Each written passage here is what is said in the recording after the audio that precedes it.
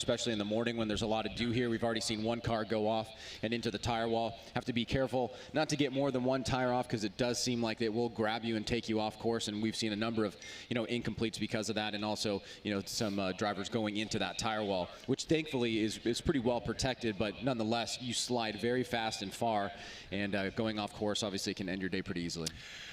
Pro 2, what do you think of the Pro 2 championship? How it's sized up? I mean, 16 drivers in the top 16, obviously, but we had quite a few drivers, about 30 show up here, and the caliber of driving has grown tremendously. I think so. I think this is probably the best Pro 2 season, Pro 2 class that we've seen in some time, and a lot of the guys are doing a great job, not only with their programs, but also thinking about what they need to do on any given weekend competitively to come out here and appease the judges and also compete against their fellow competitors. So as we start this kind of non-traditional opening ceremonies that we would typically have, we'll have a truncated version to get these guys out here, introduce you to them, and then we'll get right into the head-to-head matchups.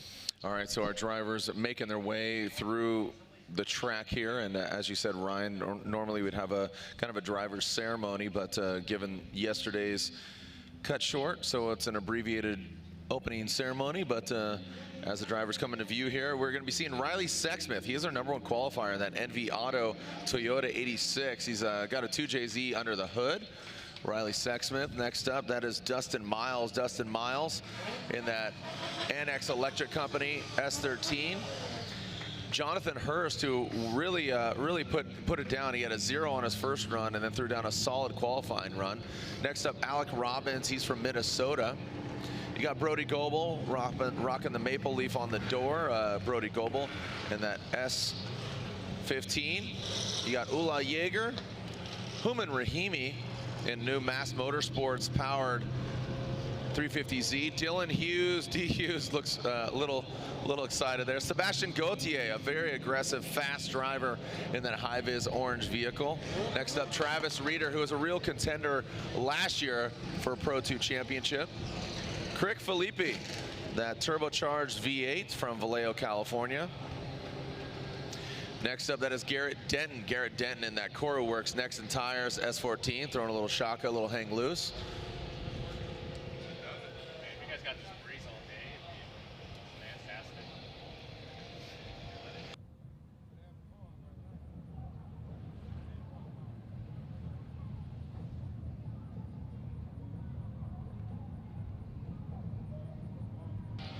All right, so some drivers were missing up here is Ryan Littoral. I know he had some issues yesterday and got his car working this morning, but now it seems that he's not running. Andrew Hateley as well, Andy Hateley, and Josh Robinson. Ryan talked about a vehicle going into the wall, and that was Josh Robinson. Also Andrew Lewis, not seeing Andrew Lewis out here, haven't seen him. So a few drivers. Don't know where's Andrew Lewis? Looking for Mr. Lewis.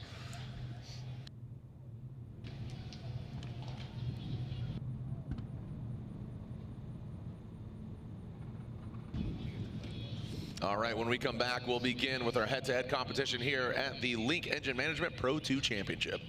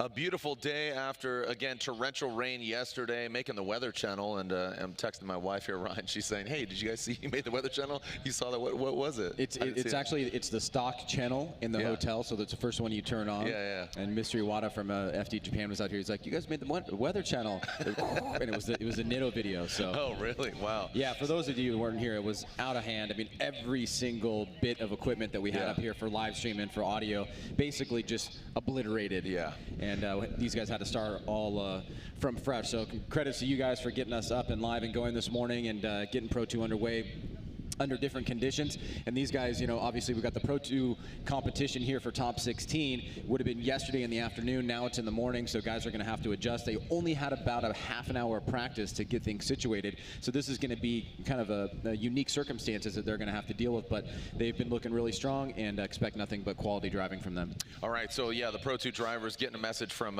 Greg from Coro Works, and he says, "I don't think we're going to make it. We tried everything," and he had some kind of bought time there. And I say he, but the Coro Works team worked, feverishly to get the car back together. But unfortunately, all for naught. The Ryan literal Coro Works vehicle not able to make it to competition. So the first battle here, we didn't see Andy Hateley in the opening ceremonies there or making that parade lap, but he does seem to be on the line. But Riley Sexsmith, he's our #1 qualifier, a killer, absolutely ripping up that 2JZ Toyota 86, the NV Auto vehicle from Canada. Andy Hateley, LS powered, great looking car, both these guys, bright orange, but Andy Hateley in that LS powered BMW E30. So Riley Sexsmith will lead, again, our first battle officially here at Gateway Motorsports Park. Pro 2, it's game day here, just in the shadow of the St. Louis Arch. Riley Sexsmith initiates into that first front clip. Sexsmith now transitions into the second. Andy Hateley in the dust. A lot of separation here between Sexsmith and Hateley. And Hateley, a big correction past that final front clip. Sexsmith into that final outer zone. Middle line there, Ryan, for Sexsmith. Hateley tries to compromise by taking a shallower line as well, but does not catch up to him. Ryan, quite a departure here. Well, you can see the initiation early right there by Riley Sexsmith. Now this is where he starts to pull a big gap here. Now he's running a midline here through the power alley, and that's actually, you know, one of the preferred lines from the judges, but they do give you some flexibility there. You can see the separation, a little bit of a mistake on that inside clip by Andy Hateley. Hateley starting to close the door towards this outside zone by taking a tighter line, which you definitely probably want to do strategically, but it will come at a cost, trying to keep the proximity as close as possible. And now they'll switch things up as Hateley will go to the lead and Riley Sexsmith will chase him down. Andy Hateley, the driver we've seen just in different iterations in a 350Z back in the day, and now here in Pro 2, and he's been really working on that E30 and that BMW. Ryan mentioned it yesterday.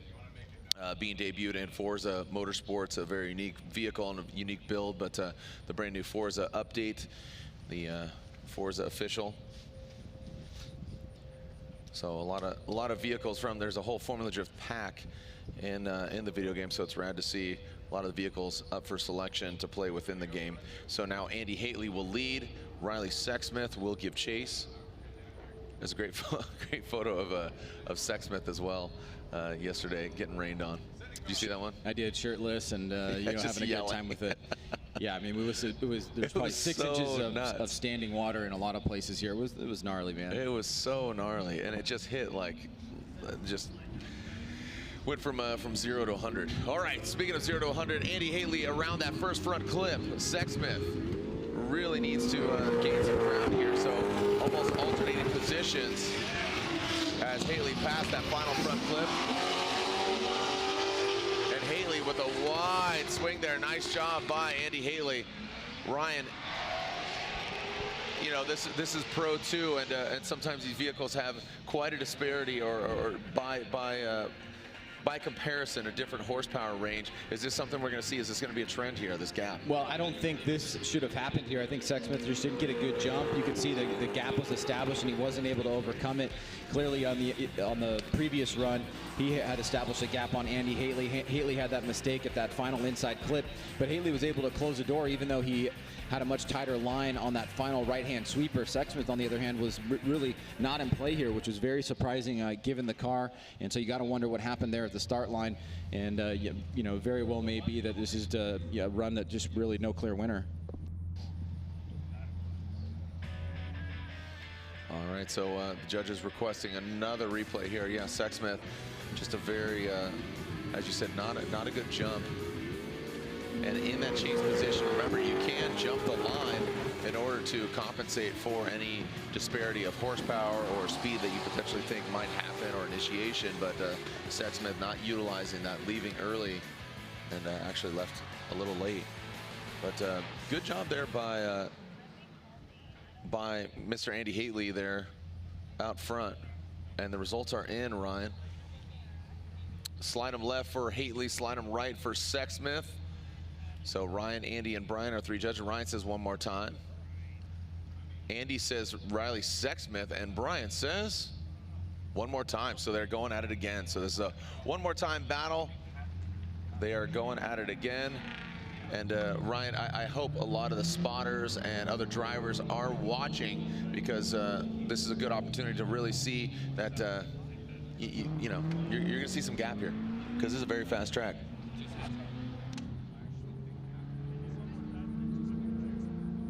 All right, just a correction there. One of the judges, Andy, actually said he did pick Andy Hateley. So it still would have gone one more time, but Andy picked Hateley, and then Ryan, Andy. So Ryan said one more time, Andy said Hateley, Brian said Sexsmith. So yeah. So no, one more times, and then a Hateley. No. I know, but Andy just told me. Andy was the one.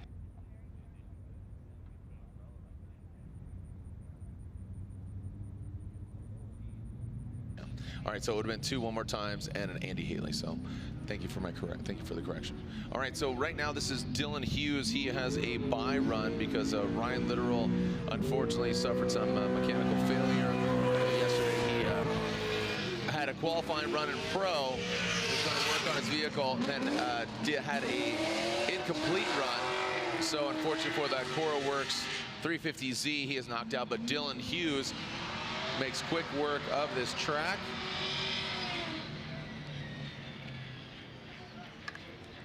And Dylan Hughes will advance on into the top 16 without having to do battle. That's his bye run.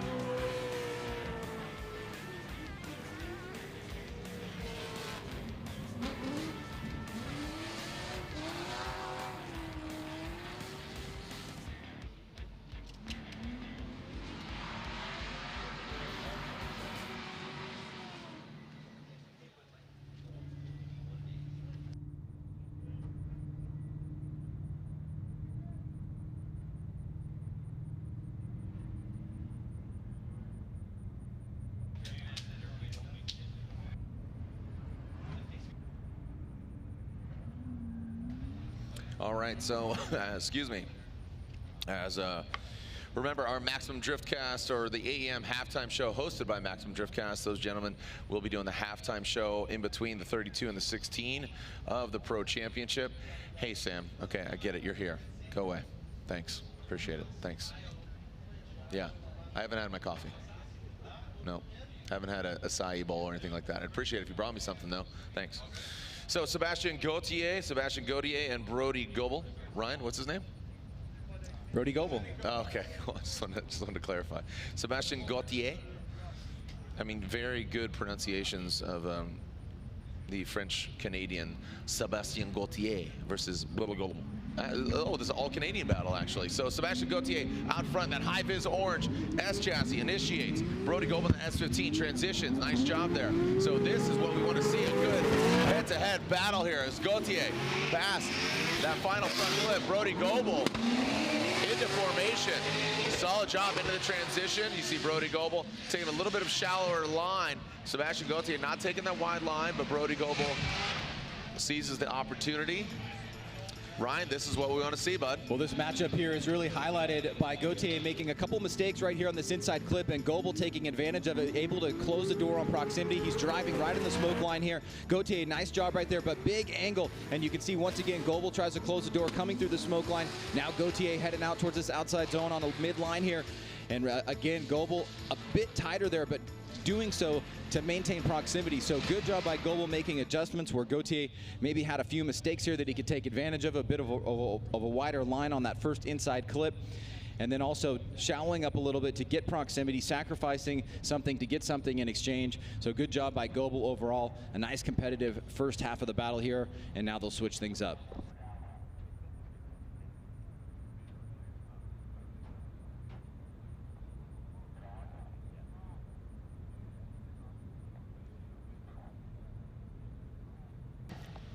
Brody Goble now out front.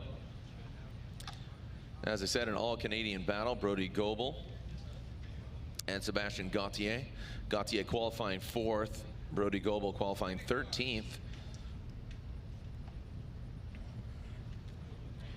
Gauthier from Quebec City, as Brody Goble comes to us from Vancouver. So West Coast versus East Coast. Goble out front, initiates. Sebastian Gauthier in tow. Goble putting the car in the Gauthier losing some ground. Let's see if Brody Goble can take that wide line, and he does. So again, Sebastian Gauthier, keep in mind, these guys are, going head to head, but that lead car, we want to see that qualifying run, essentially. So put the car in the right places. Don't compromise the line in order to get away from the other driver. Well, Ryan Lantane talked a lot about that last night. Yep. Do not run away as the lead driver. Goble, good job on that first and second inside clip. Wide line here through the power alley.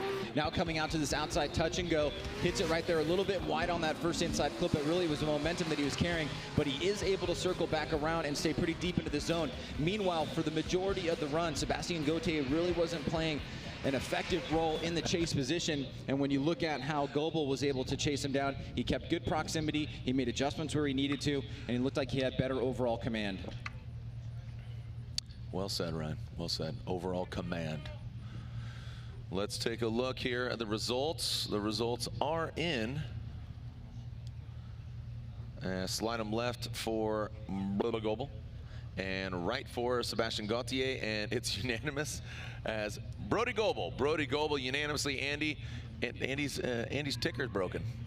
Andy, you okay, bud? Yeah, you're good. You're good. It's just on the visuals. Yeah, it's whatever the board. You're like, no. Andy left. Andy just left. Andy gives up.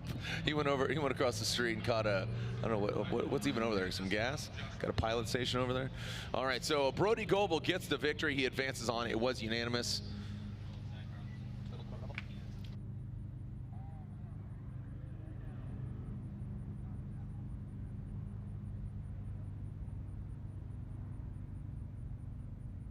Next up, Dustin Miles versus Josh Robinson is a no-show. So unfortunately, the Robo-Roo, the robot kangaroo, Holden Commodore Ute from Perth, Australia,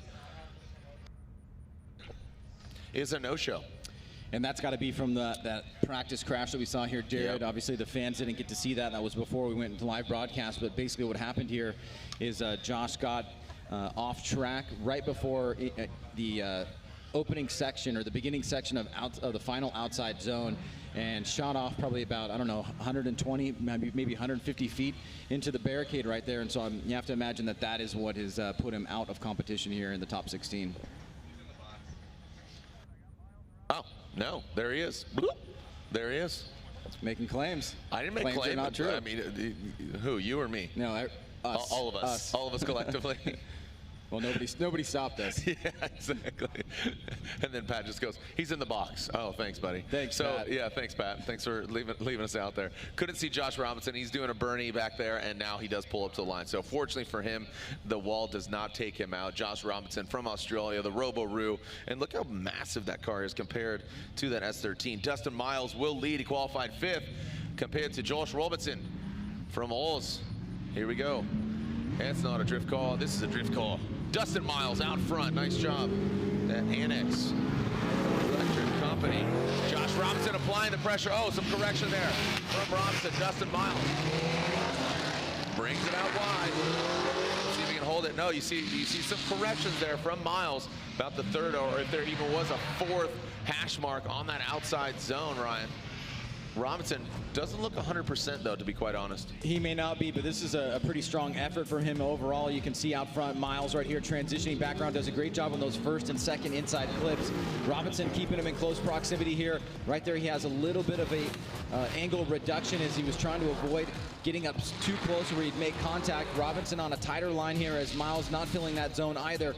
And then Robinson surging there towards the end, trying one last gasp to make an impression in the chase. Here you can see tire drop there by Miles, and that's where we saw that little bit of angle reduction there from Robinson as he closed in on proximity. So now Jared will switch things up as Robinson will take the lead.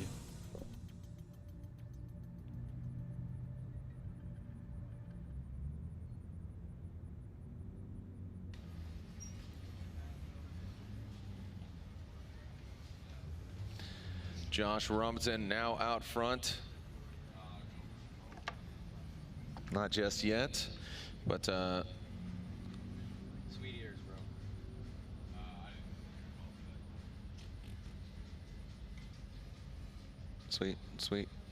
sweet ears. That's a Kiwi. Sweet A's. I know.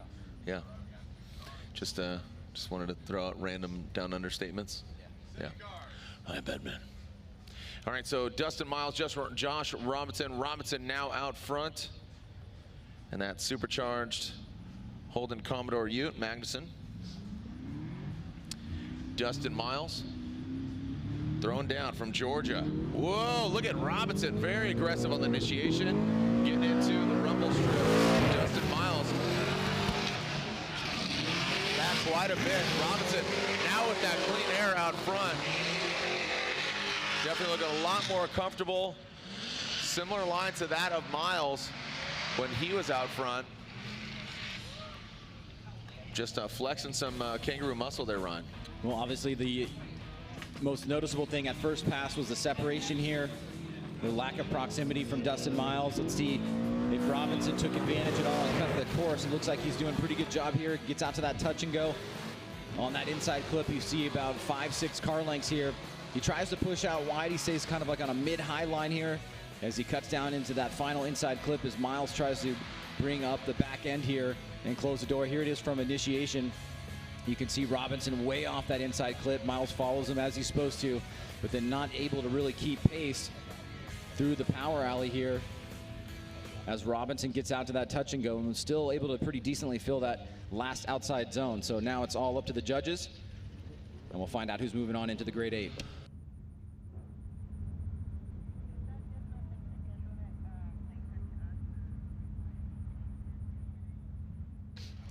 Okay, results are in here for our drivers, Robinson and Miles.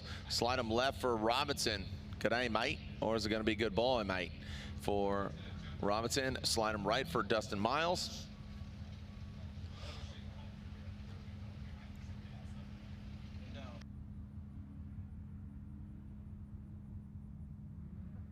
And it is unanimous that Dustin Miles gets the victory. Dustin Miles gets the victory. Ryan Lontaine will bring you in here. I kind of posed the question to Ryan Sage over here, Ryan, and basically I said, is this something we're going to see, the separation, a horsepower war? I even talked about it yesterday. How do you come to a judgment of unanimously going with Dustin Miles? Looking at that run, in Robinson's lead run, he initiated very late, and you could see that it was a kind of a two-stepped initiation. I believe there may be some more damage to that car than we expected from his hit with the wall during practice, and it didn't look like it was performing the way he expected it to.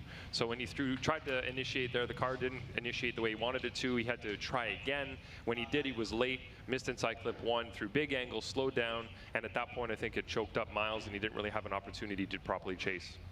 Yeah, I would say the chase run is definitely an indicator for that too. Yeah. All right, so thank you for the clarification there, Ryan Lontaine. Speaking on behalf of the judges, as it was unanimous decision between the three. Dustin Miles moves on and advances as he'll be going against Brody Goble in top 16. As now we are back to the one more time of Riley Sexsmith and Andy Hateley. Andy Hateley on the start line. Sexsmith will lead. He qualified #1. Andy Hateley qualifying 16th. So for Andy Hateley, according to qualifying position, a good effort here going against a very fast 2JZ Toyota 86 from the Canadian driver. Sexsmith out front. Hateley in the chase position. Sexsmith, good initiation. You see Andy Hateley roll into that first front clip. Sexsmith past the final front. Let's see if Sexsmith, again, really, the judges really want to see them adhere to a good qualifying run. Sexsmith working about that third hash mark. Ryan? Well, Hateley much better this time around in terms of overall proximity. Let's see how Sexsmith does out front. He overshoots that first inside clip by a little bit. Now coming through that second section there, you can see he was a little bit wide on that second inside clip as well. And Hateley was tucking through that smoke line to try to gain proximity. Here you see a little bit of separation, and then Hateley closes the door back up. Sexsmith right on that third hash mark. A little bit of angle reduction there from Hateley towards that final turn through the finish line there. So this one more time battle. Looks like the first run was much more competitive than the last time around. And now we will switch things up as both drivers head back to the start line.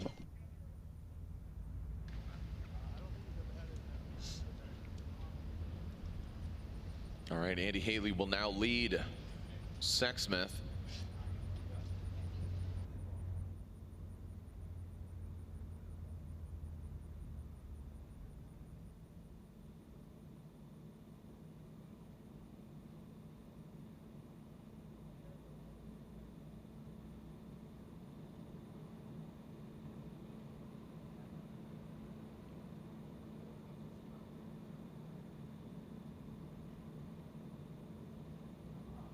Here we go, Sexsmith chasing him down. Andy Hateley will now be out front.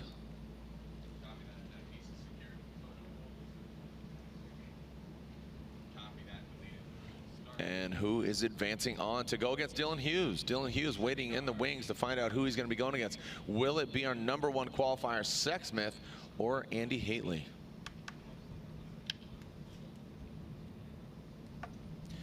And through that start chicane, so Sexsmith timing it a little better than that first battle, that NV Auto Toyota 86. So Andy Hateley makes it tight to that front clip. From Sexsmith, Andy Hateley, good job around that final front clip. A really wide swing by Andy Hateley. Andy with a solid line there, Ryan, out front, and Sexsmith might have given himself too much room. Well, Andy Hateley may have had the better of the lead runs here, and Hateley did have that tiny mistake, that angle reduction in the chase, but kept proximity. See, notice on how on the first and second inside clip, very nice line being drawn there. Coming through the power alley here, you can see he hits that inside clip leading into this outside zone. He enters at a pretty good point on the track, keeps that left rear pretty deep, moves off right at that third hash mark, and then is still able to hit that inside clip with a nice fluid arc there. So it's a pretty solid lead run by Andy Hateley out front, and he did have better proximity on his chase run, even with that mistake in the final corner. So we'll have to see if the judges think that one of these two drivers has an edge here in this one more time battle.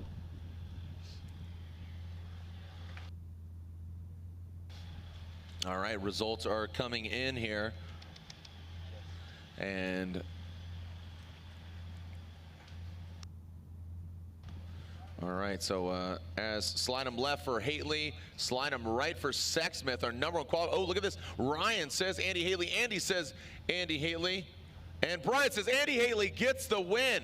Hateley gets the win, taking down our #1 qualifier. And I completely agree. Let's go to you, Lantain, if you could throw your headset on there. Andy Hateley, you sided with Andy. Yeah, he's doing a much better job in the lead position. He hit all his marks for the most part. He was deeper in outside zone 1, did a good job on the inside clips at the beginning.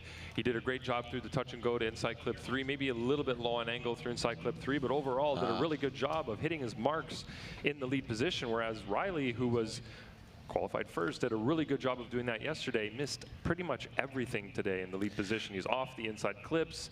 He was off the inside clip in front of us here, inside clip 3. He was off way inside on outside zone 1. So not doing what he's supposed to in the lead. Well, just to add to that, just here over here in the spotter, he told our official the gearbox broke. So Riley Sexsmith, so he had no 4th gear. Okay. So that would explain quite a bit. There we go. Why Sexsmith's difference there to Andy Hateley. Andy stoked. I think he's pretty happy. Yeah. Yeah. Judging by the revving he was doing over there. Yeah. I think he's pretty happy. Quit being so Canadian, Ryan. You only I think he is elated at this juncture. I'm messing with you. I love you, Ryan. And all he does, my goodness. Ryan Sage got a serious case of the sniffles and the sneezes over here, bud. All right, next up, Jonathan Hurst versus Crick Filippi. Jonathan out front. Jonathan put down a solid 2nd run to better his incomplete on his qualifying run. Crick Filippi in that turbocharged V8, really applying the pressure. Nice job by Crick and Hurst. Lantaine, if I could grab you, Ryan, if I could grab you for a moment, Lantaine, if I could grab you for a moment. Yeah, Ryan, I'm overhearing you. Put on your headset there real quick. You know, just for all the drivers, Pro and Pro 2, you really want that lead car to, I feel like these guys are compromising that last outside clipping zone. Yeah, and if you look at where the lead car is right now on the replay, you can see he's way inside, but the chase car is actually mimicking him and doing exactly what the lead car is doing, even though he's way offline. So we always talk about that in the driver's meeting. We say if the lead car, if they're offline, if they're going in a spot they're not supposed to, stick to them. Show us that you can actually follow them, even if they're offline in an awkward area. And in this case, Filippi's doing just that. It's really a really good job, but clearly a misstep there by the lead driver.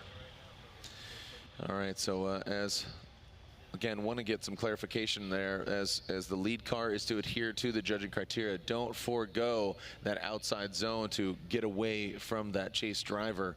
You want to put the car in the right places as far as both front clipping points, which are very obvious, but that outside sweeper, it's not a drag race. It's all about that initiation, fluidity, commitment, line and angle. So now Crick will be out front. And that turbocharged LS S chassis. We already have 4 drivers in the Great 8. And looks like we do have a restart here from Crick and Hurst. Restart, lead car, jump the light. Lead car jumping the light. Crick getting a little too eager beaver there. What's up with your dad, buddy? Filippi, what's going on? Your dad a little too hyped. Crick's son is a spotter. As Crick pulls back up to the gates, that will be a strike 1 against him. This is where we adopt traditional stick and ball rules. 3 strikes and you're out. Filippi and Hurst. Filippi will be out front.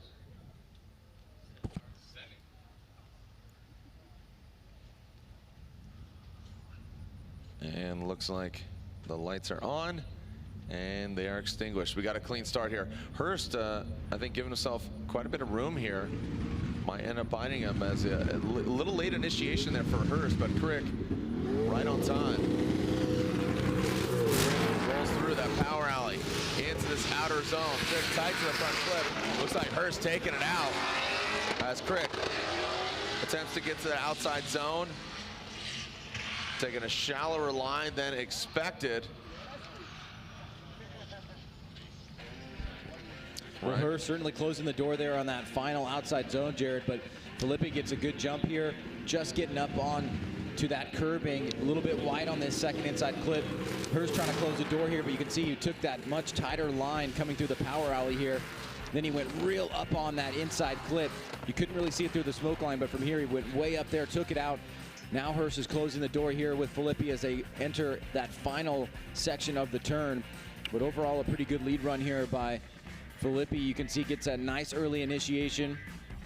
Hurst in the chase position, got a little bit of a different jump. And then wide on that second outside zone is Filippi, and then you could see the misalignment there from Hurst coming through the power alley and then taking out that the cone that enters the final outside zone. So now going to the judges here to get the result. Going to the judges, Ryan, Andy, and Brian.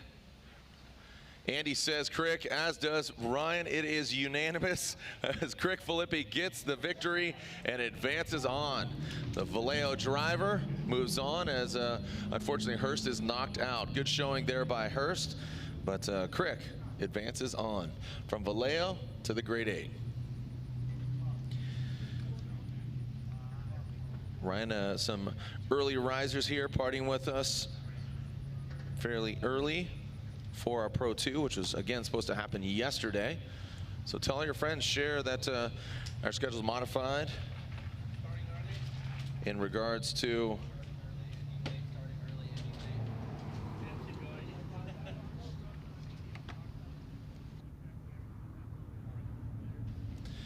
take a look at the Formula Drift Facebook and Instagram and social media. Let everybody know what's going on.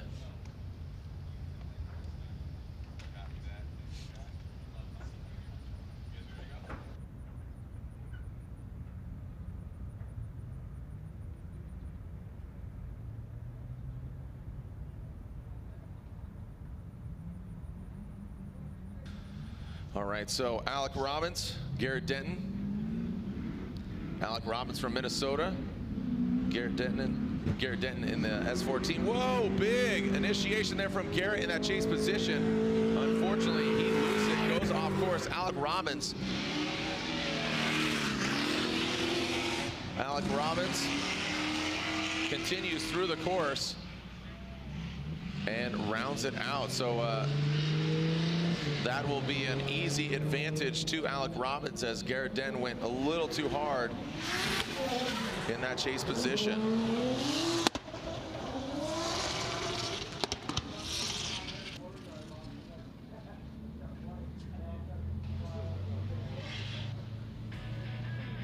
Let's take a look at this here, Jared. Denton coming through a big angle there, and you can see just not able to stay in the front end, washes out. And we see the remainder of this run needing to be completed. And he's able to do that, so it'll be an advantage here for Robbins. Let's take a look and see if we can get a better look at what happened here. You can see big angle, almost like he was coming up very fast, and then had to pull out of it there.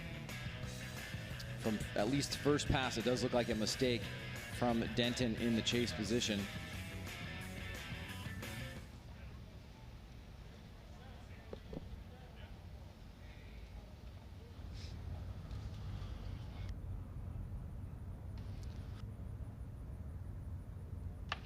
So Garrett Denton might be having more issues than going off course, as Alec Robbins on the start line. There is Denton pulling up.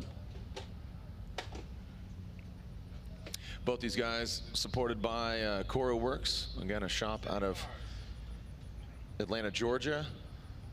Alec Robbins, a former champion in the Pro-Am series. As now Denton out front gets the jump on Robbins. Let's see how Robbins chases him down. As Denton, that major mistake on that first run. Robbins almost falls out of drift there around that second front. Now that final front flip. And Denton does not get all the way to the outside zone, and Ryan, you have to think that that major mistake by Denton, that is going to be, it's almost over before it began. Alec really needed to make a major mistake. Well, he doesn't help his cause that much. I mean, in the chase position here, you can see a big gap established from the onset. Denton out front still hitting that first and second inside clip. And Robbins nowhere to be seen. He makes a big mistake right here, loses a lot of angle, barely keeps it in drift in this huge proximity gap here is not helping his cause. So, you know, it puts the judges in a precarious position here. Was that an inactive chase? Is that enough to throw it to Elisa one more time?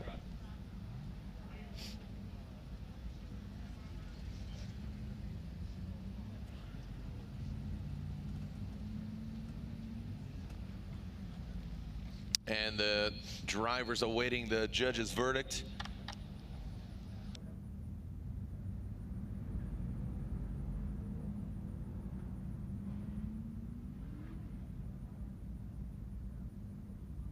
All right, so the verdict is in, and you have to assume that Ryan, as you said, didn't help the cause on that lead run and that mistake as Ryan, Andy, and Brian slide him. Right, for Alec Robbins, it's unanimous. Alec Robbins gets the victory and advances on. We already have 6 drivers into the grade 8, 2 more battles left in the top 16. We're gonna be seeing a lot of battles here. It's the top, what would it be, 32 plus 16, 40, it's the great 48. It's the great 48 here. Pat Gooden shaking his head. You don't like that joke? What are you doing up here? You're not in a spot for anybody. I feel like Andy all of a sudden. It's okay. Your spot for everybody. Eyes on the prize. Ula Jaeger, Travis Reeder. This should be a fun one to watch here, Ryan.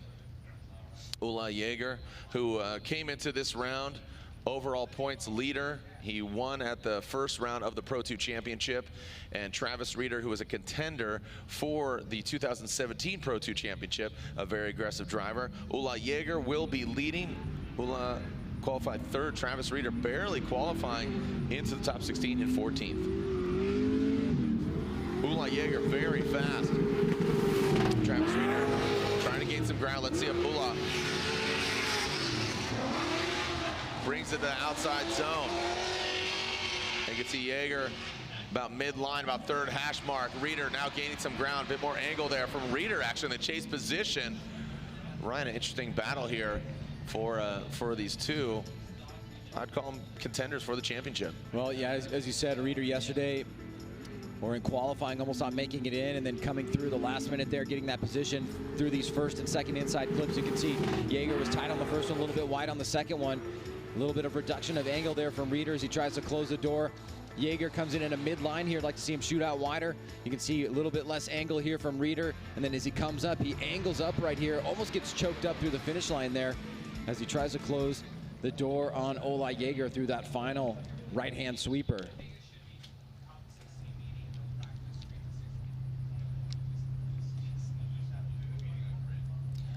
Ula.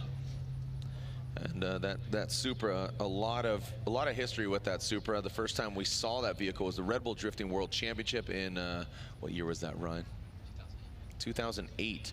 And Frederick Osbo, who went on to be a former champion now and is a real contender for a championship even this year. But that vehicle was debuted. It's lovingly called Chucky after the movie Child's Play.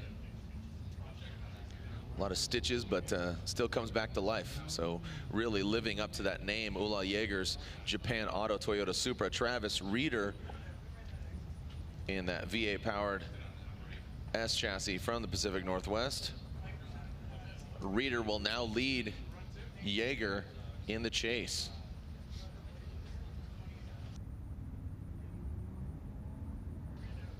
The second run of this battle. Reeder now out front, Jaeger in the chase position.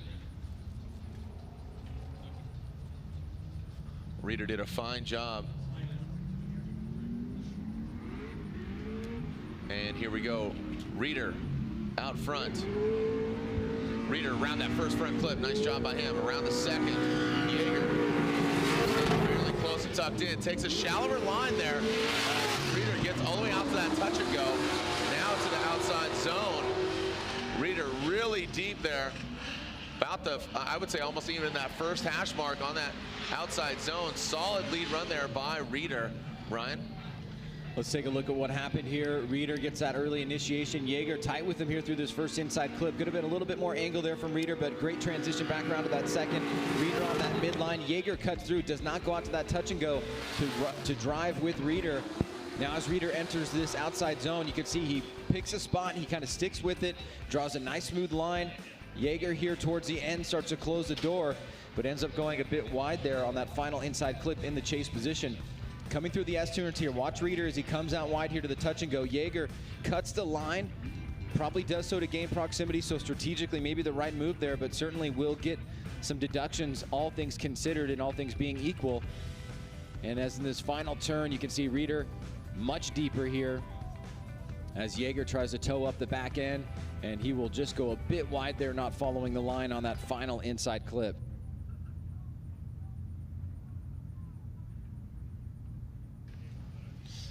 Reeder and Jaeger awaiting the outcome of this battle. Reeder with the checkered doors.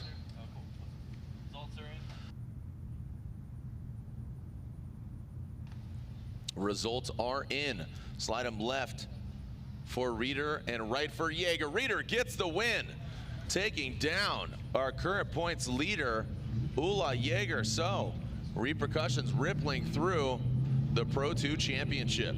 Travis Reeder advances on. One more battle left in the 16. Already in. It's going to be Andy Hateley versus Dylan Hughes. Brody Goble versus Dustin Miles.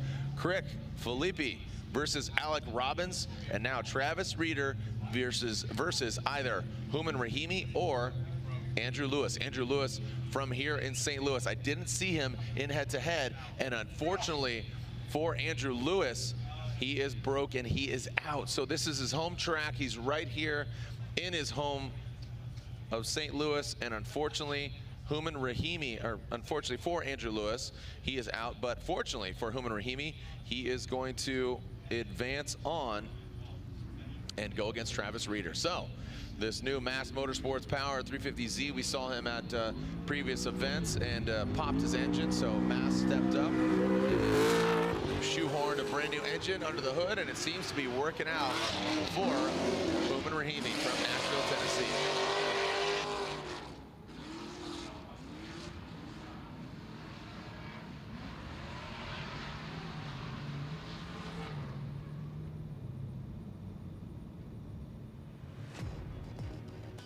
So Rahimi taking his practice run here, doubling as an opportunity to show that the vehicle is mechanically sound and also get one more run out there in the lead. So good job by him, get a nice pass, and he'll take that easy path right into the Great 8. All right, our Grade 8 is set. We'll take a short commercial break. When we come back, our Grade 8 of the Link Engine Management Pro 2 Championship. Again, just a short break. We'll be right back with more head-to-head action here at Gateway Motorsports Park.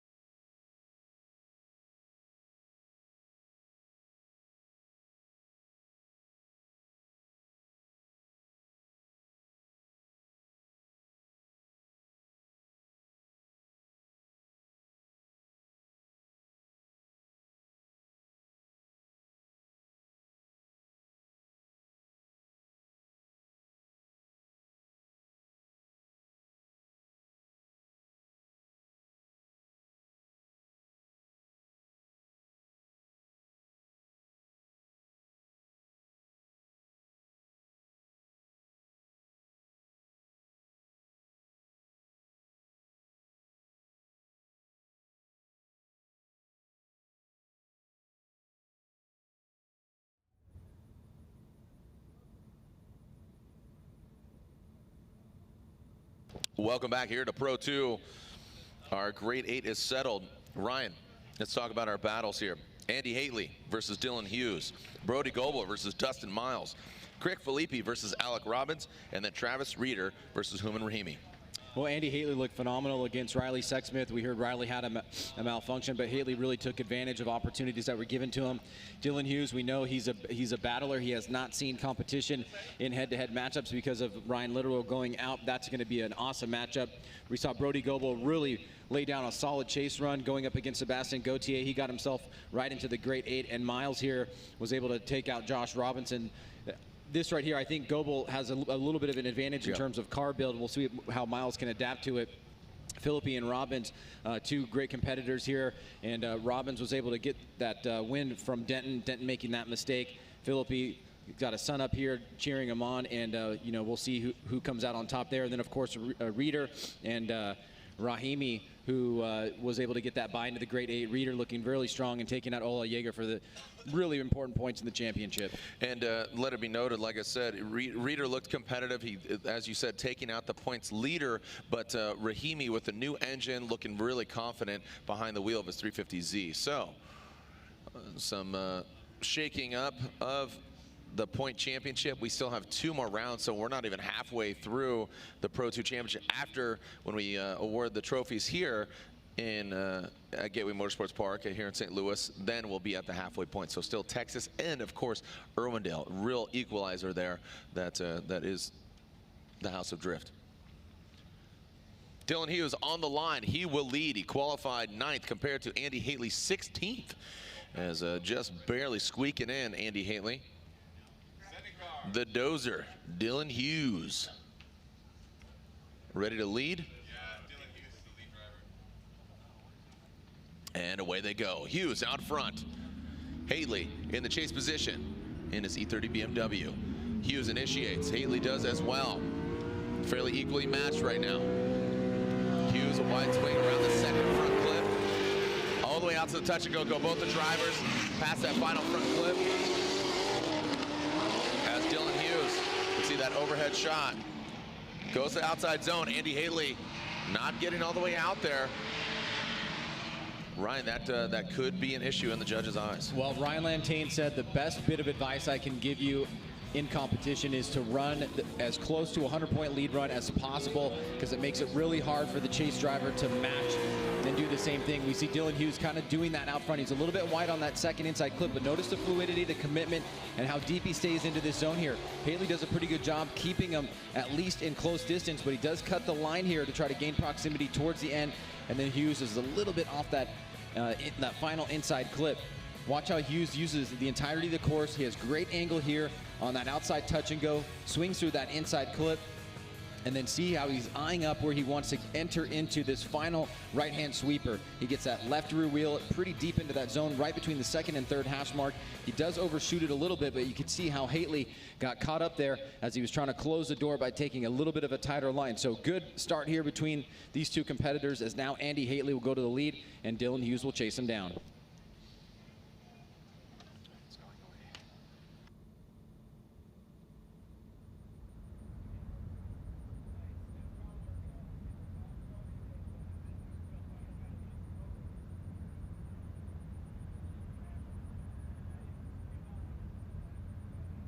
All right, next up, Andy Hateley will be out front. Dylan Hughes in that chase position.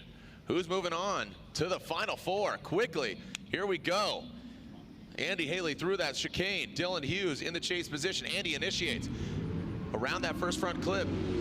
Solid job by Andy Hateley about first hash mark for both these guys. Now out to the touch and go. Goes Hateley. And Hughes now takes a shallow line. Hateley takes that wide line. And a wide line for Hateley. Almost too wide, Ryan. Yeah, definitely flirting with the dirt there, Jared, and we've seen cars go off for less than that, so Andy Hateley holds it together. But let's take a look at Hateley in the lead position here. Gets that nice fluid initiation. He's on that second hash mark. Nice transition back around to that second inside clip. A little bit of separation here. Dylan trying to close the door. Dylan's going to transition to the smoke line. He's going to get up on the curbing, take a tighter line here, but watch Hateley. Gets 2 wheels off. It slows him down, but then he gets back on course here. And then Hughes right here, a little bit of reduction of angle before that final turn. So a bit of a back and forth battle here as both competitors have a couple mistakes. Here's Hateley going 2 tires off, able to hold it together, but Hughes is able to bring in the proximity a little bit. You can see Hughes is on a little bit of a tighter line, slightly less angle there. So now we've seen both runs, Hateley in the lead and Chase, as well as Hughes, who's going to move on into the final 4. Valuable points here for the championship. As we go to the judges.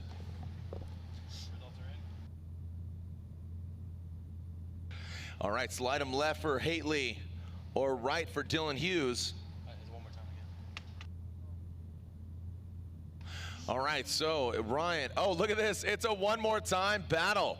So Ryan says Dylan Hughes, but the other 2 drivers say OMT. Ryan, I'll bring you in here, but you were outnumbered one more time. You said Dylan Hughes. Yeah, that happens. Yeah, I just thought Dylan Hughes did a better job in the lead and chase position. So I thought it was cleaner, tighter through the right sections of the track. Hateley had the 2 tire off and outside zone 1. Yes, Hughes had a little bit of a flub going in the chase position there, going out there, but it's the angle from Hateley that I don't like, the lack of angle in a lot of key areas. Yeah. Yeah. But you were outnumbered, so it doesn't matter what you really. think. I really should pass doesn't the headset matter. down to the other driver, the other judges. I'm joking. It doesn't matter what you think. What's that from? That's the Brahma Bull, The Rock. Oh, okay. Oh, yeah, you're right. I love The Rock. Michael Cole. I'd like to meet The Rock. I think The Rock and I could be good friends. Nah. No? You're a jabroni. You're a jabroni. I'll give you the people's elbow right in your face, Ryan Sage. You're a jabroni. Wow, I didn't know you were a big wrestling fan. Are you?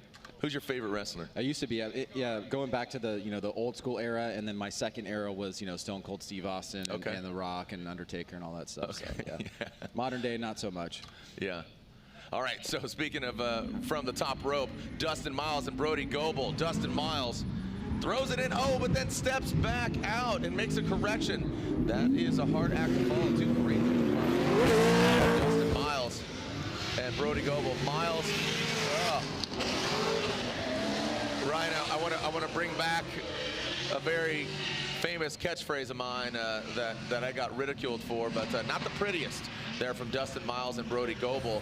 You saw Miles initiate. He lost angle. Goble chasing him. Let's break it down. Yeah, my hunch here is that the judges are going to be favorable towards Goble in this position because it looks like Goble made his mistake in line with Miles there. He does have a much tighter line here, but I think that first turn is going to play a major role in at least the evaluation here of what caused what. And it does look like Miles made that mistake first, followed by Goble. Now you can see as the battle starts to get a little bit more mature towards the end here, they tighten things up. But watch Miles here. The front end washes out, and then Goble makes a mistake right there. Now Goble is on him here, pushes out towards the line that Miles was establishing, but then as he comes back over, he's on a much tighter line here, trying not to pinch off Miles as Miles hits that inside clip. And then finally through this last section here, both drivers seem to be a bit more settled, and we see some good door-to-door action here, or as close to it as we've seen in this run so far.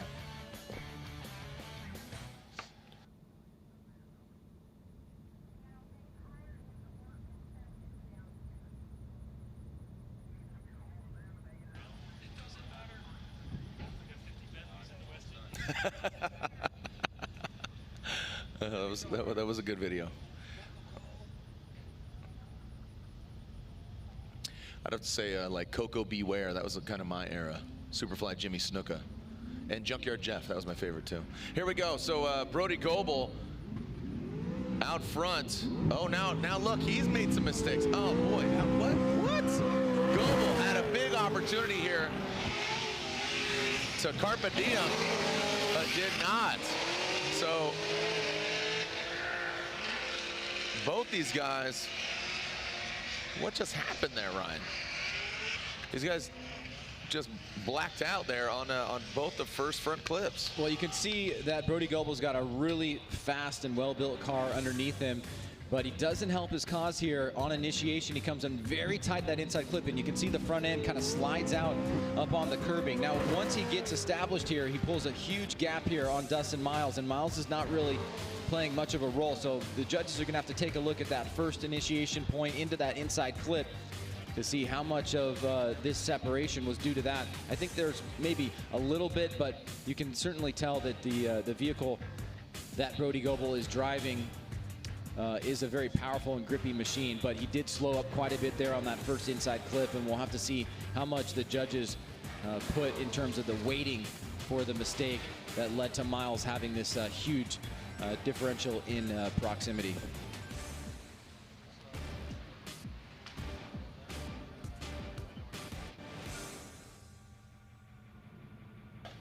So the judges really analyzing these runs here from Goble and Miles. Yes, they are going to analyze run. And it looks like it's unanimous. One more time from these guys as well, or from the judges for these guys, Miles and Goble, and rightfully so. Come on, guys, tidy it up. Big opportunity there. I'm really surprised that that Goble had the major mistake out front and did not seize that opportunity between him and Miles.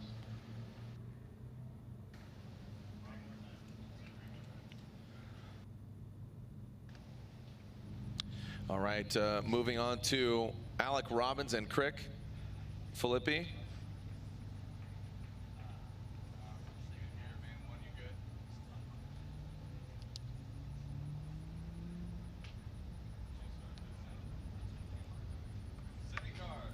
Sending cars here for Alec Robbins. He will be out front. Alec Robbins qualifying 7th, Crick qualifying 15th.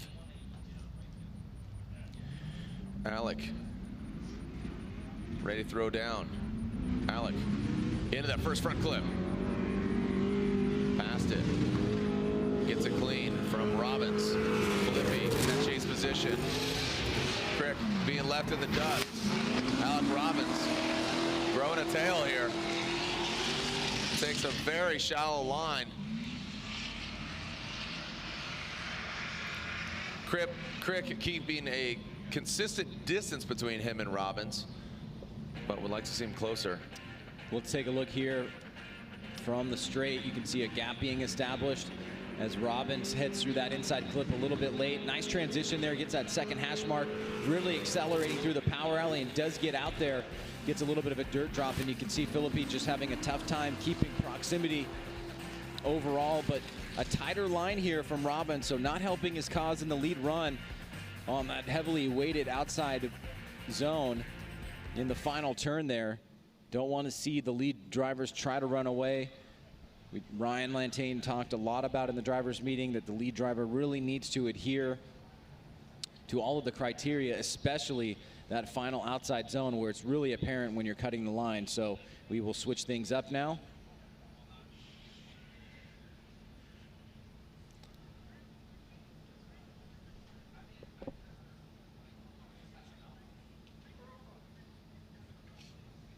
And we are seeing neither driver pull up to the line just yet, but Crick will be out front as they alternate positions, and Robbins will be given chase.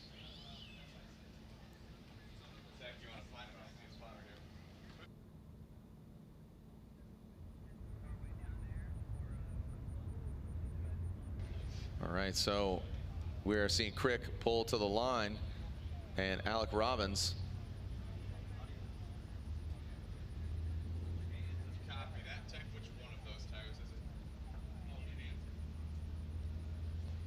So Robbins. Copy that. I'm assuming that happened on the third drop.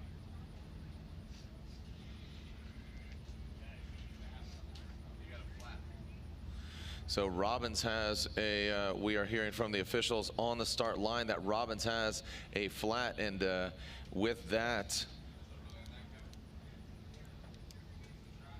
he basically has to forfeit that run. I would have to assume. We're getting the official here, Ryan. No? He could call a competition timeout. If it's due to damage, Yeah. he could call a competition timeout, and then they would allow the other competitor to change the rears, is what we've seen in the past. But if it has debeated because of low tire pressure, then he would have a problem. Filippi off the line. Let's go to the one more time.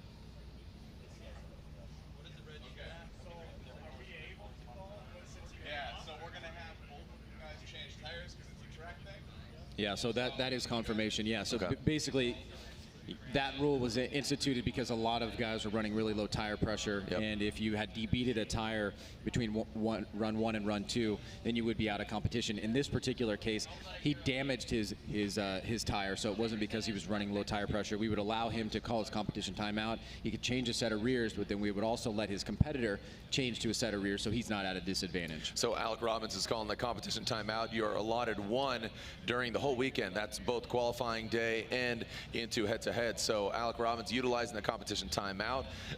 He will change out his tire, and as will Filippi. He'll get a fresh set of, if he chooses to do so, he'll get a fresh set of rears as well. So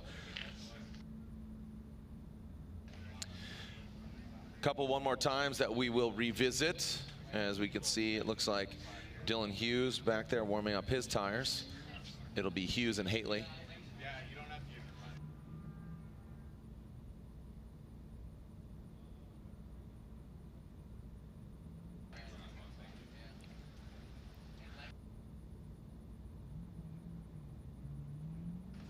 Dylan Hughes pulls to the line. And Andy Hateley warming up his tires.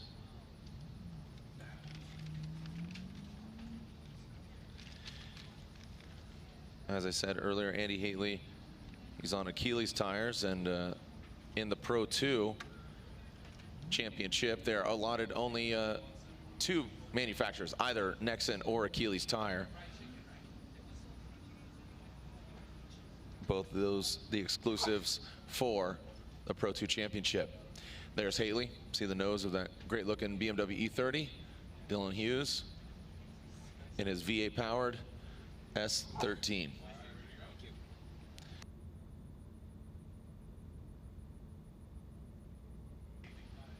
And Hughes will be out front in this one more time battle. Dylan Hughes only doing battle with Hateley so far today. He advanced on here into the Great 8, having not had to do battle with Ryan Littoral. Around that first front clip goes Hughes. Hughes with another wide swing. That's what he did in the first one. Actually getting up on the rumble strip. Now into that final front clip. Through the power alley. Dylan Hughes works his way to the outside zone. Hughes about the second hash mark. Hateley tucks into that smoke trail. Much more competitive battle here second time around. Jared, let's take a look. Dylan Hughes rolls into that first inside clip, does a great job there on line. Nice smooth transition back around. Hateley a little bit tighter on his inside clip. Hateley on that midline as Hughes goes out wide to that touch and go. Now Hateley close to the door, but goes up on the curbing there on that final inside clip. Hughes enters that outside zone pretty deep. Hateley following him on a pretty good line and trying to gain proximity here towards the end. So very competitive battle here. Hughes with a solid lead run, giving Hateley something that he can try to better or match on his lead run. And you can see Hughes here does a great job on this final outside zone. Nice consistent line. Hits that second and third hash mark there. And the exit to that outside zone and still stays tight to that final inside clip. So switching things up now, Andy Hateley going to the lead, Dylan Hughes going to the chase. Hateley now out front, getting the fresh air.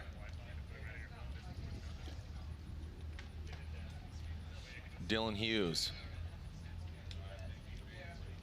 in tow. Nobody advancing onto the Final Four so far.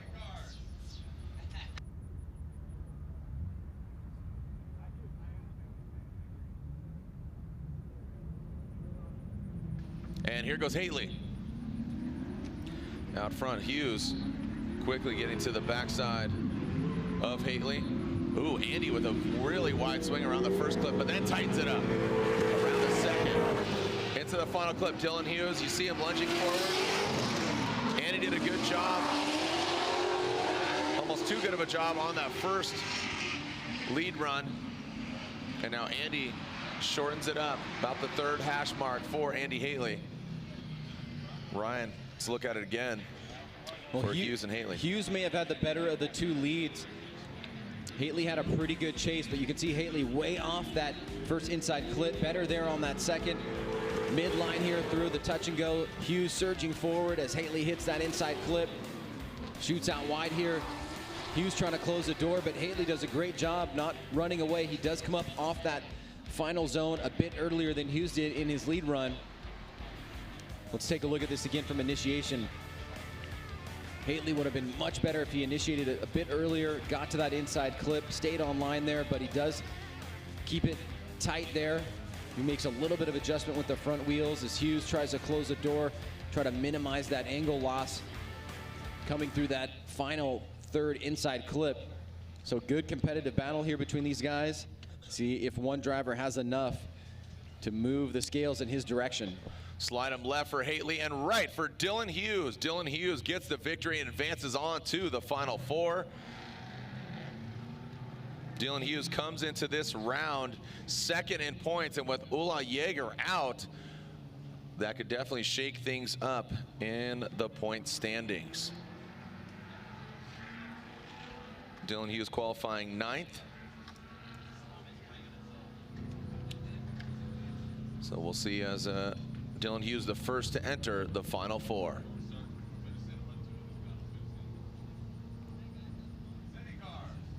All right, quickly, here we go. Robbins.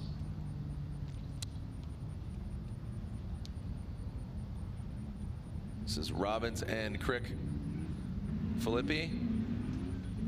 Crick out front. Now remember, this is a tire change. This is the halfway through. Oh, and Crick, a major mistake there out front. You see him get into the rubber straight now. So that is hard to chase for Alec Robbins. So like I said, Ryan, this is the second half of this battle. Crick standing on it. You could hear him. Sounded like a truck right there. Both those guys rolling through, but Ryan, walk us through it again. Well, you can see the curbing, how much of a role it plays if you get up there too high. Filippi gets up there, and you can see the front end washes out. And that curbing goes up about 6 to 8 inches, and it's not easy to deal with. And if Filippi does just not get a great start from the onset and gives Robbins a huge advantage and possibly the win from that first turn, because he did lose angle quite a bit there. The front end washed out. But let's go back, Jared, and take a look at the first run here. Robbins in the lead position. Filippi trying to chase him down. You can see Robbins at least lead the lead much better here. That gap established. Big angle there by Robbins. Now he was not really doing what he should be doing in this final outside zone. But if you look at that first run, lead to lead, it does seem to be better overall for Robbins.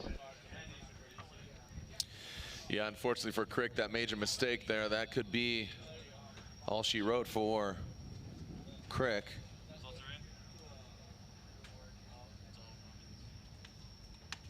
And slide him left for Crick Filippi and right for Robbins, and there it is. So that's unfortunately all she wrote for Crick Filippi, but Alec Robbins advances on into the final four. That Cora Works 350Z advances on.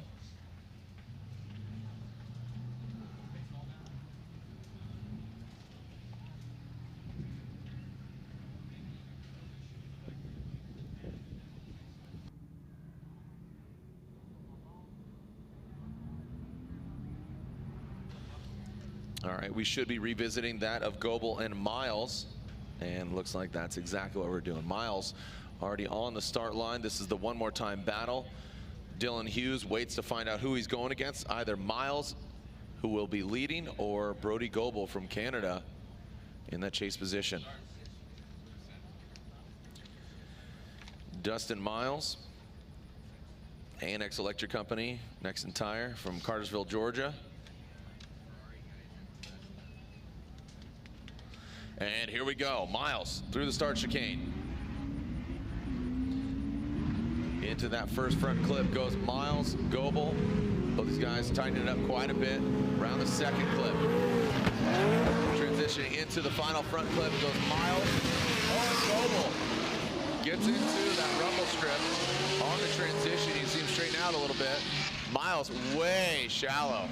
About the 8th hash mark if there was one.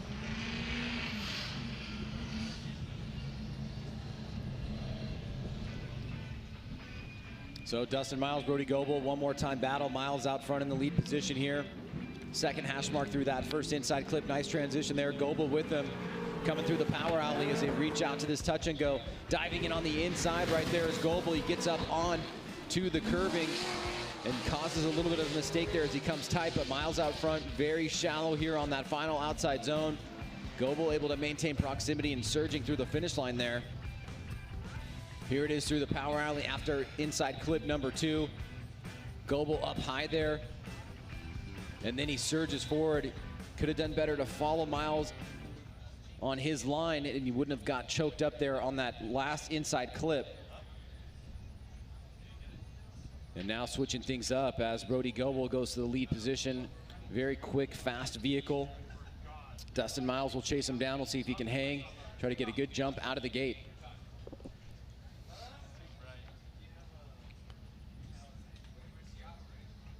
Brody Goble will now take the lead.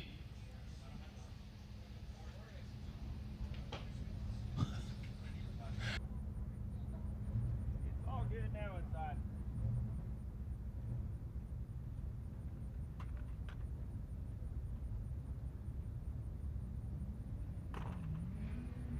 Here we go, Goble out front. Dustin Miles in the chase position. Goble initiates quickly, big angle there. Just barely glances that Black Magic front clip. And Dustin Miles in the chase position. Struggle bus for Dustin Miles. But Brody Goble looks like he is going to advance on. Dustin Miles straightened out, and he does not round out the rest of the run. It looks like Goble will advance on, Ryan, unofficially. Yeah, and it was incomplete, way far behind Goble, so no factor from Goble really playing a role here. Goble, not the greatest lead run out front, but Miles really doesn't give himself a fighting chance. As you can see right there on that outside touch and go, he goes off course, bumper comes off, and he decides to shut it down, so he's unable to finish the run. Goble at this point does need to finish. He does that without it incomplete. Let's take a look at it here. Coming through the power alley, Goble transitions from a wide line over to the power alley side of the outside zone, the outside touch and go, and then 4 wheels off there for Dustin Miles. Let's go to the judges, Goble and Miles. And you have to assume, there it is. Let's make it official. Brody Goble advances on. Goble versus Hughes in the final 4. And Alec Robbins waits to find out who he's going against, either Travis Reeder or Rahimi. Travis Reeder taking out our points leader, Jaeger. And Rahimi with that brand new Mass Motorsports engine under the hood of his Nissan Z. Z for you Europeans. And oh, you understand me now? Nissan 350Z. Zed's dead, baby.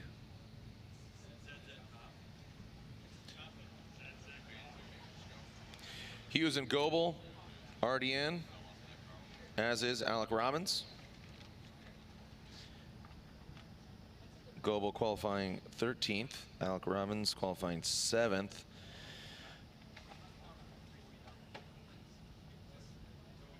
All right, so taking a look at qualifying here for that 3rd place spot. Rahimi, the highest qualifier, still in it, but he has to get past Travis Reeder, who qualified 14th. Just barely made it in. We have a top 16 in Pro 2, as opposed to 32 in the Pro Championship.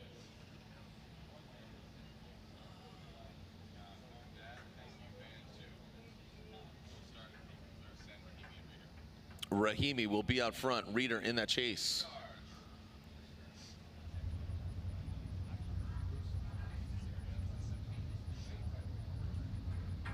And away they go, leaving the start line. Here comes Rahimi and Reeder. Reeder already making his presence felt. Rahimi, a wide swing around that first front clip, goes long. Reeder tightens it up. Reeder, kind of a late initiation there, gets into the dirt. Kind of a straight line around that final front clip. Rahimi shallows it up. Ryan, I got to tell you, Rahimi's line in the latter portion of the track wasn't the tightest, but Reeder did have a big mistake here. Well, Reeder started off pretty strong. Watch as he comes through the smoke line here. He's eyeing up his attack right here on Rahimi, but watch it coming through the power alley here. He's going to get off into the dirt, and then right there, he's going to straighten out, have to reinitiate to finish this last section of the course. Rahimi out front. Wasn't a perfect run, but he did not have an incomplete, and that does seem like an incomplete from Reeder. Coming through the power alley. Let's take a look at it here from camera 2. Watch as Reeder transitions. He's going to be offline. He's going to go all 4 off. He's going to take out the cones that designate that outside touch and go, and then he's going to drive straight when he comes back on course and have to reinitiate. So it's a big mistake from Reeder, who started off pretty aggressively trying to keep proximity to Rahimi. And unfortunately for him, he does have a big mistake here, as now they'll switch things up as we make some repairs to the track in the power alley.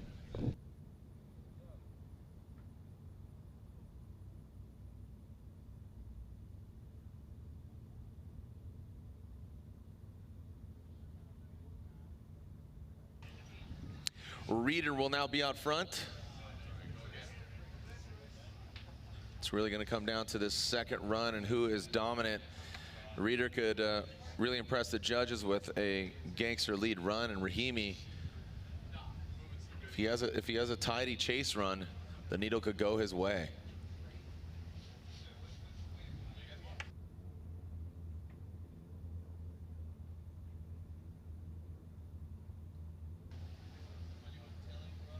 Looks like the cameras are getting set.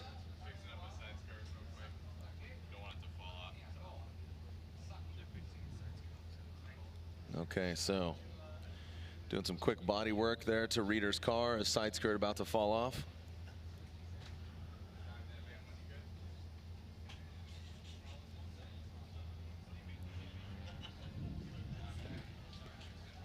Quick little pause here as we are ready to send cars. Reeder and Rahimi. Who's going against Robbins in the final 4? We're about to find out. Reeder through the chicane. Rahimi, what is happening there?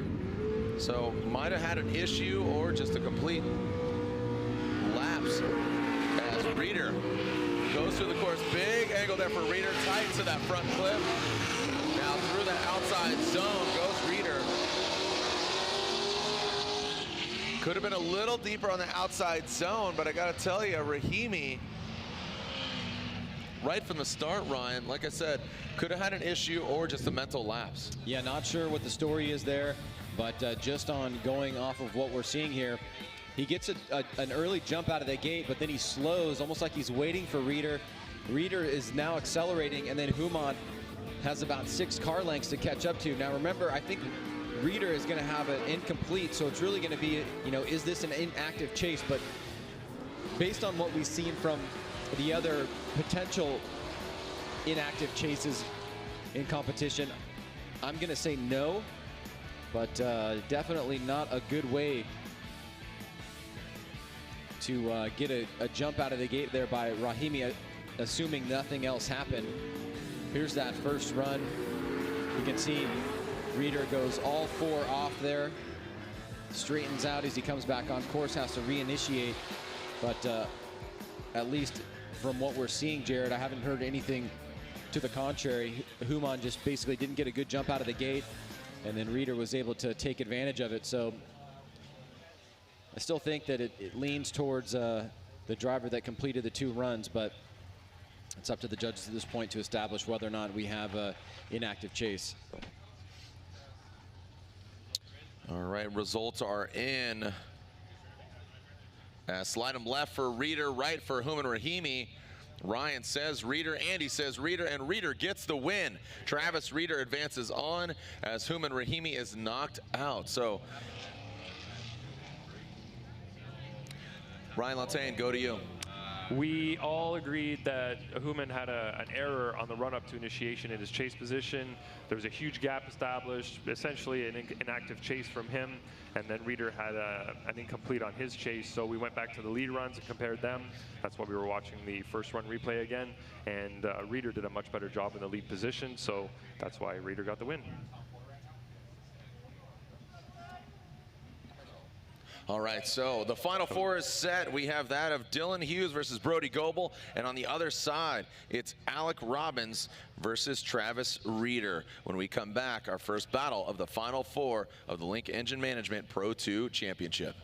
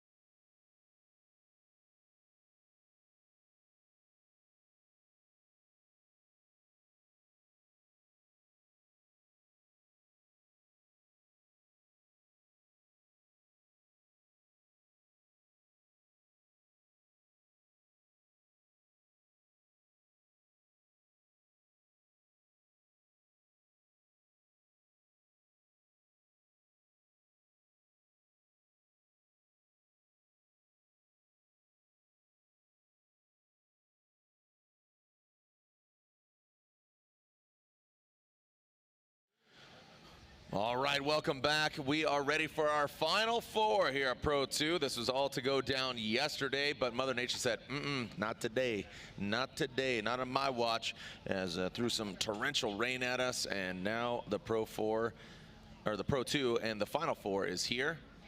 Dylan Hughes will lead over Brody Goble. Hughes qualifying 9th, Brody Goble qualifying 13th.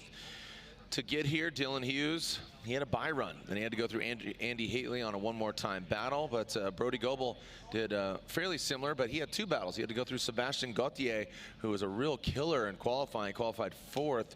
Goble then taking out Miles after a one more time battle. So Hughes and Goble here in this first battle of the final four.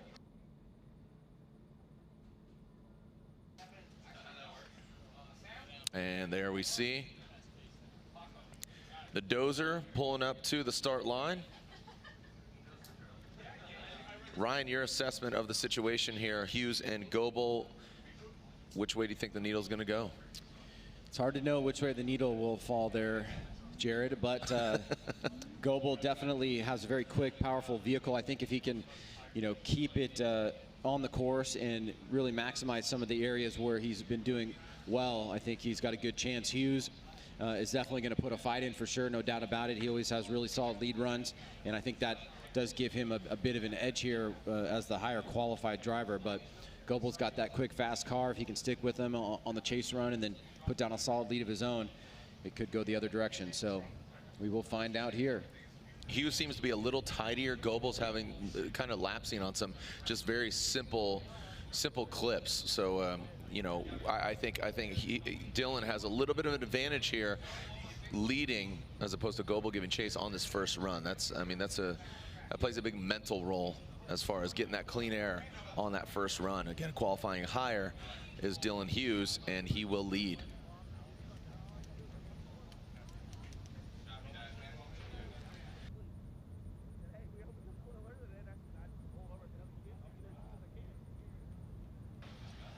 And we are getting ready to send cars. And there is the word from P2. Let's send it. The dozer, Dylan Hughes and Brody Goble. Dylan Hughes initiates, as does Goble, around that first front clip. Both them tidy on the first. Hughes swinging wide around that second front clip, but he tightens it up. Oh, and Goble! This is what I was talking about. Goble making these pretty simple mistakes, exploding that body kit off of, wow. So that's exactly what I was talking about. Brody Goble making these mistakes on what on first glance is just fairly straightforward. Yeah, that was a pretty big explosive mistake coming through the center section of the course leading into that third inside clip. Let's take a look at Hughes out front. Great job on that first inside clip. Nice fluid transition back around.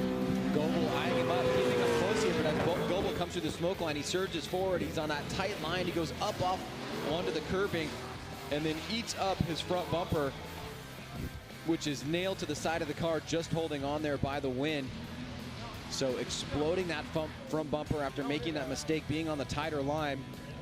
Watch it again right here. He comes up. He's going to go 3 off and then explode the bumper. Shards all over the place. And so you mentioned, Jared, you know, Goble making some mistakes here and there. Watch as he transitions. He's going to be tighter here. He's going to lose the angle, and then he basically jumps up off onto the curbing. And he's able to get back into drift, but it will count as a pretty sizable mistake, it looks like, here from Goble.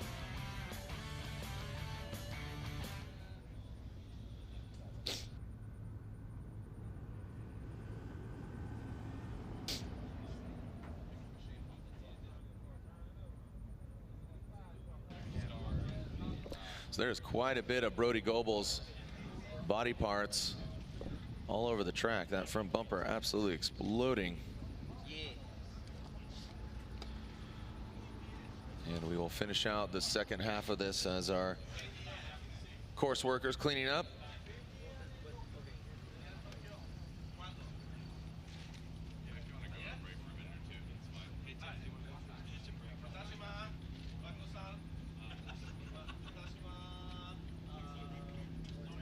All right, so we'll take a short break here. We'll clean up the course, and we'll be right back with the second half of this battle between Hughes and Goble.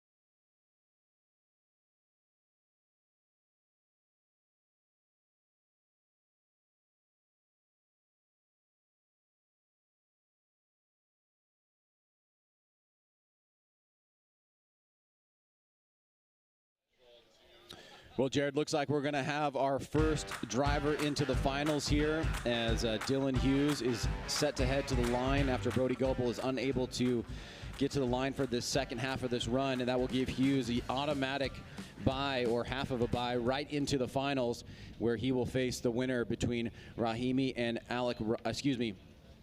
Robbins and Rahimi, or Reader, sorry. I can't read your writing. Well, you should have known. Well, you're doing the scoring, so. Yeah.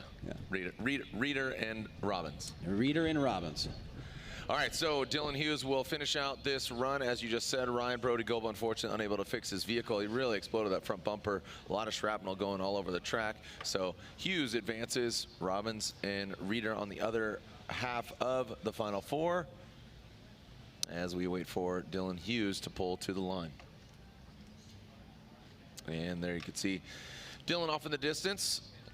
If you haven't checked the Formula Drift live stream, would like to break it down for you, or checked Formula Drift, Instagram or social media, the modified schedule. It's currently 10:40. After this, we will be having our Pro 2 trophy ceremony.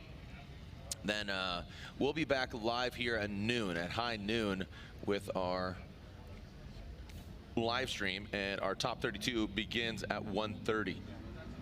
So again, 1:30 is when our top 32 will begin. We'll have only an hour halftime break, so a good opportunity for you to stick around and watch the AM halftime show as Dylan Hughes rounds out the course and will advance on to the finals.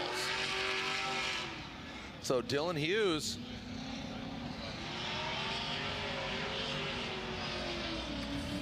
has had to do just a couple battles. He only had to do 2 battles against Hateley in the One More Time battle, and now, unfortunately for Goble, he knocks himself out.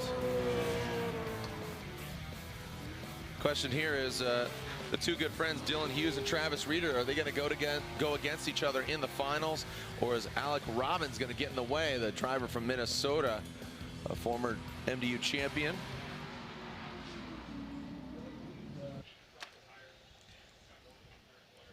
As Robbins and Reader will now do battle.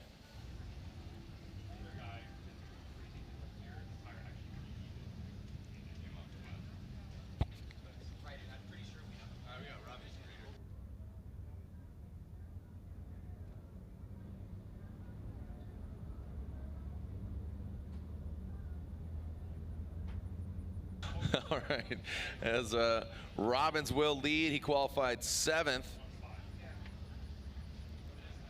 And Reader will give chase. So if Robbins wins, Brody Goble will grab that 3rd place spot.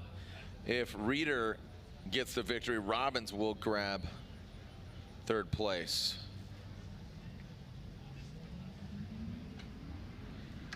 All right, here we go. Robbins and Reader. Robbins out front, initiates into the first front clip. Reader right there in tow, tucking into formation around that second front clip. Reader a little bit tighter even on that second. Into the sweeper goes Robbins. Robbins works his way into the outside zone. Now shallows it up. You can see Robbins about the 4th hash mark if there was one. Robbins, good fluid run out front, but he'd tick all the boxes, Ryan. He got that initiation right at that second standing cone, and Reader was already keeping the pressure on right through that 1st and 2nd inside clip. Now Robbins through the midline through the course, getting out to that outside touch and go. Reader on the inside, trying not to get choked up here, coming through the smoke line as Robbins heads out deep. Tries to draw that nice fluid line, but comes off a bit early here, and then Reader has to make an adjustment. He's able to get a little bit back there before they cross the finish line.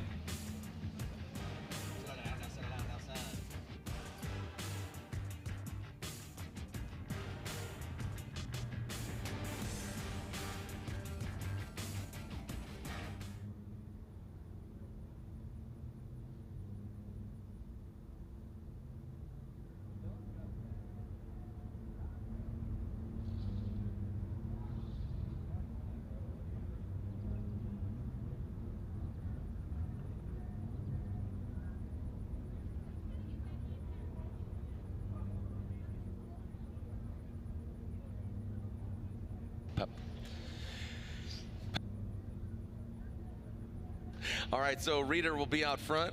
Reeder damn near killed her. As Travis Reeder will be out front, and Alec Robbins will give chase. Say hello, Mr. Robbins, son. Did it. Reeder or Robbins to go against Hughes in the finals here at the round 2 of the Link Engine Manager. Oh, look at this. Robbins, a slow trickle as Reeder initiates into the first clip, takes it, punts it. It's good. It's up between the uprights as Reeder and Robbins. Another separation here. And Reeder gets out to the outside zone. Robbins taking a shallower line. Ryan Robbins having some issues here in that chase position. Well, Reeder gets a great jump out of the gate, and you can see it does not bode well for Robbins. Reeder does a pretty good job, even though he goes up on the curbing and on that inside clip, but it's really Robbins who was not able to keep pace here. Now we want to watch the lead run from Reeder out front. Is he cutting the line anywhere? Is he trying to run away? No, he's not. He's still going pretty deep into most of the zones, hitting the inside clips, and he was even able to get on that second hash mark in his lead run where Robbins was not. He just got a really good jump out of the gate. He was tight on that first inside clip, a little bit too tight, but outside of that, he did a pretty decent job through the remainder of the course, doing what the judges are looking for here in terms of line.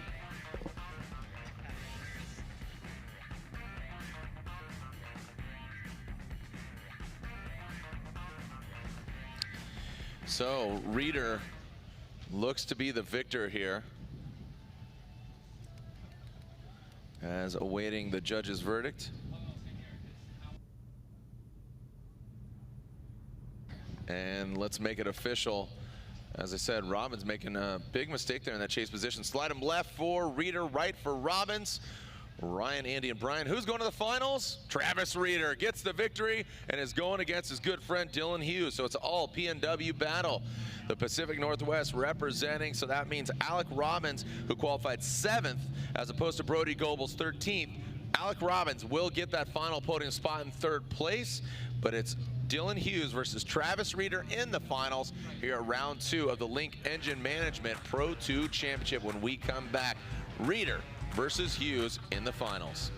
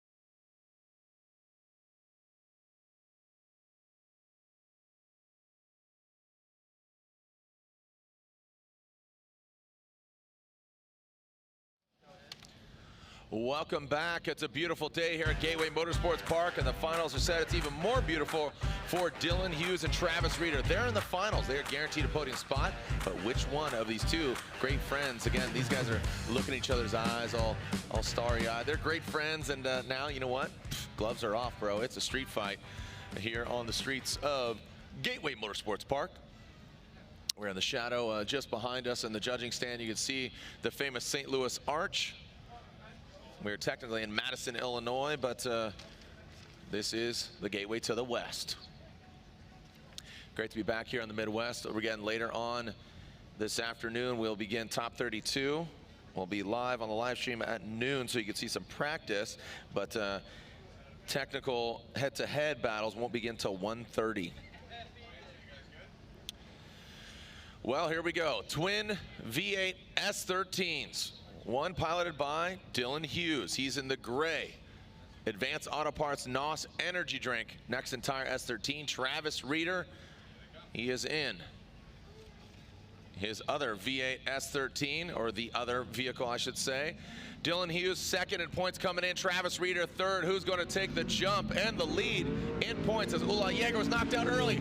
Travis Reeder punts that first front clip. Dylan Hughes to the final front clip. Here comes Hughes and Reeder. Reeder was going in one direction there around that final clip. Bright-eyed and bushy-tailed Dylan Hughes. The dozer past that final outside zone. Reeder right there riding shotgun with his best friend. We're buddies. Well, great start here to the finals. Dylan Hughes out front. Both drivers initiate right around the same time. Hughes nice and tight on that first inside clip. A little bit tighter there. Reeder has to make a bit of an adjustment here coming through the power alley. Reeder surges forward, loses a little bit of angle there as Hughes out front. Pretty consistent here, but keeping the proximity nice and tight here is Reeder through that final outside zone. Great job by Hughes filling it completely and still able to get on that third hash mark of that final inside clip. Here it is coming through that final inside clip into that outside zone. Good transition there by Hughes. Reeder keeping him pretty close here. And a great lead run overall by Hughes. Solid chase run by Reeder.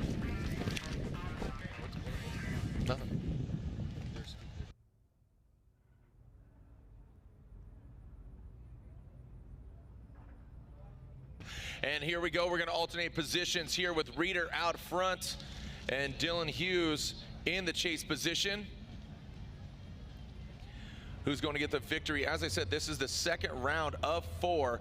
We kick things off in Atlanta. I've had a break for quite some time, but now no stop till Irwindale as they will join us in Texas for Pro 2, as well as Irwindale, the House of Drift, playing host to not only the Pro Championship to find out who wins the 2018 celebrating 15 years, but also the Link Engine Management Pro 2 Championship. And as I said, Jaeger going out early. Jaeger went out all the way back in top 16, courtesy of Travis Reeder taking him out. Reeder had to go through Hughes and Rahimi. Then Alec Robbins. Dylan Hughes had a quick pass into the grade 8 as Ryan Literal had suffered some mechanical failure. Here we go. Who's going to get the victory? Travis Reeder now out front. Dylan Hughes in the chase position. Reeder around that first front clip, punts it. Around that second front clip, through the power alley, out to the touch and go goes Reeder. Dylan Hughes falling back quite a bit. See if Dylan Hughes can gain some ground here. Reeder to that outside zone. Reeder going all the way out there. Dylan Hughes kind of shortening it up there. A little shallow run there from Hughes. And across the finish line. Ryan, is there a standout victor here in your mind? Well, let's take a look here. Reeder in the lead, gets that early initiation. Hughes already on the door, a little bit tight there on that first inside clip. It's Reeder. Now you see the power and that separation here through the power alley. As Hughes notices it, tries to close the door, but he's still back a little bit of ways here. Now Reeder gets into this outside zone.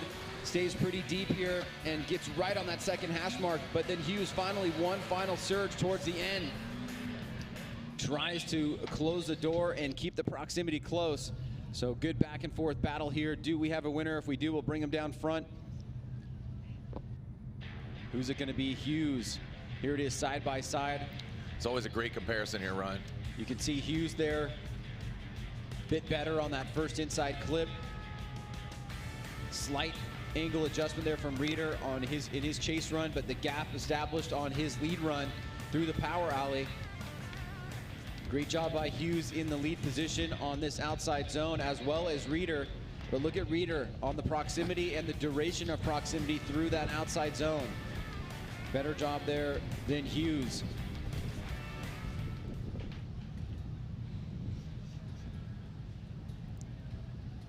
Hughes and Reeder awaiting.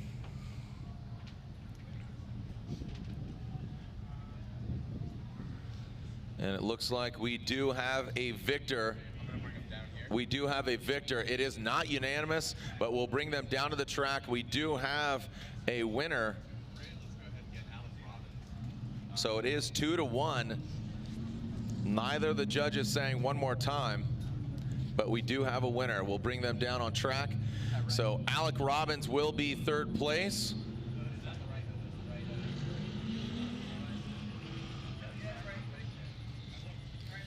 Our trophy ceremony will be over on the podium just after this, so join us over there. We'll give out the trophies.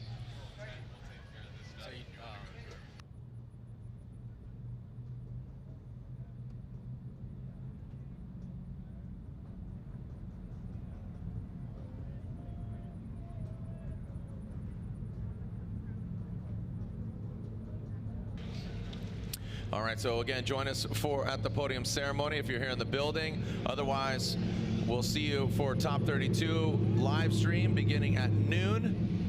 And then 1:30, we'll begin Top 32 in the Pro Championship.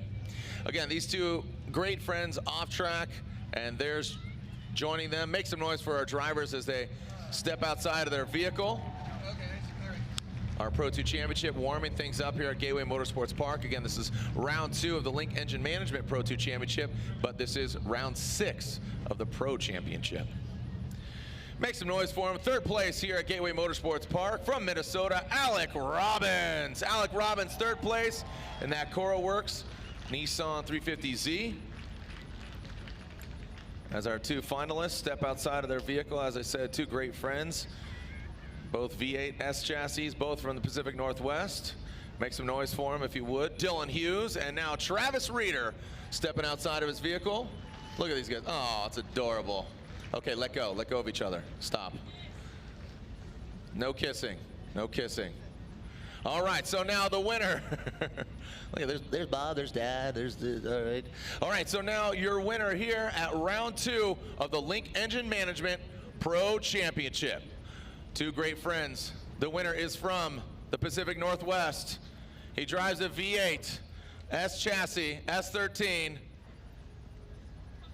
Your winner, not majority, 2-1 is, let me check again, Travis Reeder. Travis Reeder is your winner. Travis Reeder, your winner here at Pro 2, round 2 of the Link Engine Management Pro Championship. That means Dylan Hughes, second place in that Advanced Auto Parts NOS Energy Drink S13. There's your 1, 2, and 3. Reeder, Hughes, and Robbins. We'll see you back here at high noon. Local time now is 11 o'clock, so just in an hour you'll be able to see some practice, and then at 1:30, Top 32 competition. On behalf of Ryan Sage and our whole Formula Drift team, we'll see you back here to continue round 6 of the Formula Drift Pro Black Magic Pro Championship. It's been a crazy day, and we're about to kick things off here in just a little bit. We'll see you back here. I'm Jaeger. Send it.